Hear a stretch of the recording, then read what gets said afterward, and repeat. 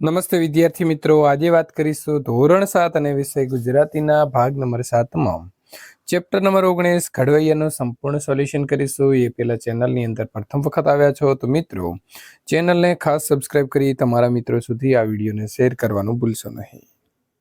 વિદ્યાર્થી મિત્રો, પ્રશ્ન નંબર 1 ની વાત કરીશું. પ્રશ્નોના ઉત્તર માટે સાચો વિકલ્પ પસંદ કરીને જવાબ આપવાનો છે.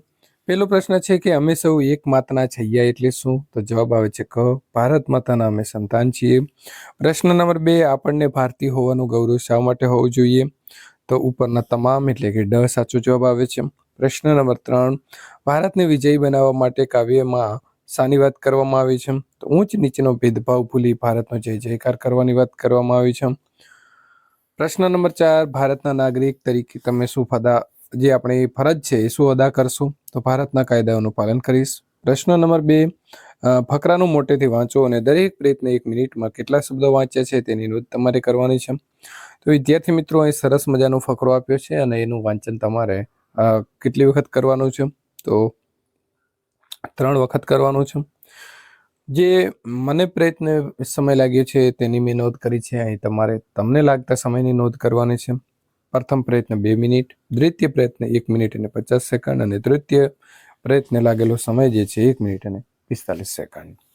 પ્રશ્ન નંબર 3, ઘડવૈયા કાવ્યમાંથી પ્રાસયુક્ત શબ્દ શોધીને લખો. ભૈયા તો છૈયા, ભૈયા તો ઘડવૈયા, પંથો તો મેદાને, ફરશું તો પડશું અને નૈયા તો ખવૈયા. પ્રશ્ન નંબર 4, ઉદાહરણ મુજબ વાક્ય બનાવો. આજે વરસાદ પડ્યો, આજે સવારે વરસાદ પડ્યો, આજે સવારે અમદાવાદ શહેરમાં વરસાદ પડ્યો, આજે અમદાવાદ શહેરમાં 4 કલાક સુધી વરસાદ પડ્યો, આજે અમદાવાદ શહેરમાં 4 કલાક સુધી ધોધમાર વરસાદ પડ્યો. તેણે અજગર જોયો, તેણે જંગલમાં અજગર જોયો, તેણે ગીર સોમનાથના જંગલમાં અજગર જોયો, તેણે ગીર સોમનાથના ઘાટા જંગલોમાં મોટો અજગર જોયો, તેણે ગીર સોમનાથના ઘાટા જંગલમાં એક ડંખારા કરતો મોટો અજગર જોયો. મહેમાન આવ્યા, તો મહેમાન સાંજે આવ્યા, આજે સાંજે મહેમાન આવ્યા, આજે સાંજે મારા માવતરના મહેમાન આવ્યા, આજે સાંજે મારા માવતરના 2 પરિવાર સાથે મહેમાન આવ્યા. પ્રશ્ન નંબર મિત્રો 5, શબ્દો વચ્ચેનો સરખાપણું શોધી અને વાક્ય બનાવવાનું છે. પુસ્તક અને ખુરશી તો બંને વર્ગખંડમાં જોવા મળે છે અને બંને વૃક્ષની ભીટ છે. પાન અને પોપટ બંને લીલા રંગના હોય છે અને બંને પ્રકૃતિનો એક ભાગ છે. ભારત અને નાગરિક બંને એકબીજાથી સંબંધિત છે અને બંને ભારતની અખંડિતતા માટે જવાબદાર છે. વિદ્યાર્થી અને પ્રવાસ બંને અનુભવો મેળવવા માટે મહત્વના છે અને બંને જીવનની નવી બાબતો શીખવવામાં મદદરૂપ થાય છે. પ્રશ્ન નંબર 4, મહેનત અને ફળ બંને સફળતા માટે જોડાયેલા છે અને મહેનત વિના ફળ મળતું નથી. માતા અને સંતાન બંને પ્રેમ અને સંબંધ દર્શાવે છે. બંને કુટુંબનો અતૂટ જે છે તે સંબંધી છે. પ્રશ્ન નંબર 6, આપણા દેશના વિકાસમાં તમે શું શું કરી શકો છો? તો આપણા દેશના વિકાસમાં મારું યોગદાન નીચેના રીતે હોઈ શકે છે. પહેલું છે શિક્ષણ. તમારી અને આસપાસના લોકોની શિક્ષણ જાગૃતિ માટે પ્રયાસ, ગરીબ બાળકોને શિક્ષણ મેળવવામાં મદદ, સ્વચ્છતા, સ્વચ્છ ભારત અભિયાન મજબૂત બનાવવા મદદ કરો, જાહેર સ્થળોએ કચરો ન ફેંકો અને સ્વચ્છતાને પ્રોત્સાહન આપો, વૃક્ષારોપણ તો વધુ વૃક્ષો વાવો અને પર્યાવરણનું રક્ષણ કરો, ગ્લોબલ વોર્મિંગને અટકાવવા માટેના પગલાં લો, જાહેર કાયદાનું પાલન, ટ્રાફિક નિયમોનું પાલન કરવો અને અન્ય લોકોને પણ પ્રેરિત કરો, ભ્રષ્ટાચાર વિરોધી રહેવું અને ન્યાયપૂર્ણ વ્યવહાર કરવો. નંબર 5, મહેનત અને નવીનતા. તમારી મોહડીમાં મહેનત કરો અને નવીનતાને પ્રોત્સાહિત કરો. દેશના ઉત્પાદનમાં અને રોજગારીમાં વધારો કરો.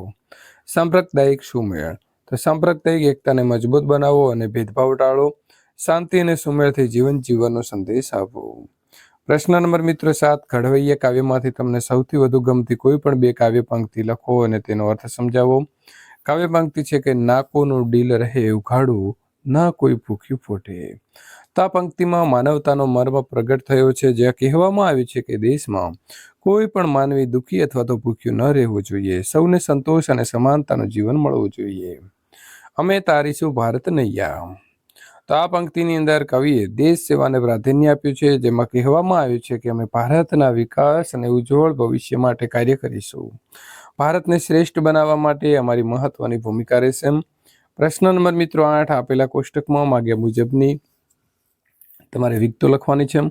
તો હિન્દુ ધર્મમાં ધર્મગુરુ શ્રી શંકરાચાર્ય, ધર્મગ્રંથ આવશે ભગવદ્ ગીતા અને વેદ, ધર્મસ્થાન આવશે મંદિર, પ્રતિક ઓમ અને મુખ્ય તહેવાર દિવાળી. મુસ્લિમ ધર્મગુરુ આવશે મુલ્લા એટલે કે મૌલવી, ધર્મગ્રંથ આવશે કુરાન, મસ્જિદ, ચાંદ તારા પ્રતિક અને મુખ્ય તહેવાર ઈદ અને બકરી ઈદ. શીખ ધર્મગુરુ ગુરુ નાનક, ગુરુ ગ્રંથ સાહિબ, ગુરુદ્વારા ધર્મસ્થાન, પ્રતિકમાં આવશે ખાંડા અને મુખ્ય તહેવાર વૈશાખી. ખ્રિસ્તી તો પોપ ફ્રાન્સિસ, ગ્રંથમાં આવશે બાઇબલ, ધર્મસ્થાનમાં આવશે ચર્ચ, પ્રતિક ક્રોસ અને મુખ્ય તહેવાર ક્રિસમસ અને ઈસ્ટર. પારસી ચારથસ્ટુ એઝર્ડ, ગ્રંથ આવશે મિત્રો જંત અવસ્થા, સ્થાન આવશે અગિયારી, ધર્મનું પ્રતિક આવશે અગ્નિ અને મુખ્ય તહેવાર નવરોજ. જૈન મહાવીર સ્વામી, આગમ ગ્રંથ, દેવાલય સ્થાન, અહિંસા ચિહ્ન અને મહાવીર જયંતિ તહેવાર. બૌદ્ધમાં આવશે શાક્ય મુનિ એટલે કે ગૌતમ મુનિ, ત્રિપિટક ગ્રંથ, વિહાર ધર્મસ્થાન, ધર્મચક્ર પ્રતિક અને મુખ્ય તહેવાર બુદ્ધ પૂર્ણિમા. પ્રશ્ન નંબર 9, આપેલી કાવ્ય પંક્તિ વાંચો અને તેનો અર્થ સમજાવો. ઓ હિન્દ દેવભૂમિ સંતાન સૌ તમારા, કરીએ મળીને વંદન સ્વીકારજો અમારા. હિન્દુ ને મુસલમાન, વિશ્વાસી પારસી જૈન, દેવી સમાન રીતે સંતાન સૌ તમારા. પોષો તમે સૌને શુભ ખાનપાન બક્ષી, સેવા કરે બને તે સંતાન સૌ તમારા. આ કાવ્ય પંક્તિમાં રાષ્ટ્રીય એકતા અને સર્વધર્મ સંભાવની વાત કરી છે. કવિ ભારતને દેવભૂમિ તરીકે સંબોધી આહ્વાન કર્યું છે અને કહ્યું છે કે ભારતના દરેક સંતાન હિન્દુ, મુસલમાન, પારસી અને અન્ય ધર્મના લોકો તમારા એક જ કુટુંબનો ભાગ છે. તેઓ બધા આપણા માતૃભૂમિ હિન્દ સાથે જોડાયેલા છે અને બધા માટે સમાન પ્રેમ અને મોહબ્બત હોવી જોઈએ. કવિનો સંદેશ એ પણ છે કે દરેક વ્યક્તિને એકબીજાને સહયોગ, સમ્યતા અને માનવતાવાદી દ્રષ્ટિકોણથી પોષણ આપવું જોઈએ. સર્વધર્મ મૈત્રી અને સહકાર સાથે દેશના પ્રગતિ માટે એકબીજાની સેવા કરવી જોઈએ. પ્રશ્ન નંબર મિત્રો 10, કૌંસમાં આપેલા શબ્દો ઓળખી નામ તારવી ખાનામાં લખો. તો મિત્રો અહીં આપણે જાતિવાચક નામની વાત કરીએ તો માતા, પક્ષી, બગીચો અને મેદાન આવશે. દ્રવ્યવાચકની વાત કરીએ તો દૂધ, તેલ, ઘી, ખાંડ અને પાણી. ને ભાવવાચકમાં આવશે સ્વાદ, સુગંધ, સુખ, રુદન, હાસ્ય, નફરત અને પ્રેમ. પ્રશ્ન નંબર 11, વિવિધતામાં એકતા એ જ ભારતનું ગૌરવ છે વિષય ઉપર વિચાર વિસ્તાર કરો. વિવિધતામાં એકતા એ જ ભારતનું ગૌરવ છે. આ કહેવત ભારતના સાંસ્કૃતિક, ધાર્મિક અને સામાજિક વિવિધતાને દર્શાવે છે. ભારત એ અનેક જાતિ, ધર્મ, ભાષાઓ અને સંસ્કૃતિઓનું મિશ્રણ છે. અહીં માને છે કે વિવિધતામાં એકતા માટે એનું મુખ્ય કારણ દેશની અનુસૂચિત સામાજિક શાંતિ અને સંતુલન છે. ભારતમાં ઘણી ભિન્ન ભિન્ન પ્રદેશના લોકો સાથે તેમના સાતત્યપૂર્ણ જીવન જીવવા માટે પરસ્પર સન્માન, સહકારની ભાવનાની જરૂરિયાત છે. દેશની ભાષાઓ, ખોરાક, પરંપરાઓ, તહેવારો અને વસ્તી વિવિધ છે, છતાં બધા મળીને એક મહત્વપૂર્ણ ભારતીયતાને ઓળખી રહ્યા છે. આથી વિવિધતામાં એકતા એ ભારતના સૌંદર્ય અને શક્તિનું પ્રતીક છે.